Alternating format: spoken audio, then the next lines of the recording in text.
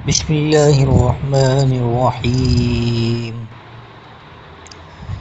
وإذ استسقى موسى لقومه فقلنا اضرب بعصاك الحجر فانفجرت منه 12 عينا قد علم كل أناس مشربهم كلوا واشربوا من رزق الله ولا تعثوا في الأرض مفسدين.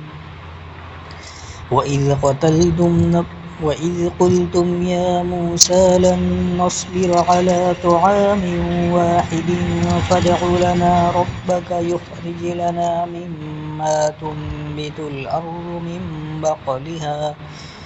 من بقلها وقثائها وفومها وعدسها وبصلها.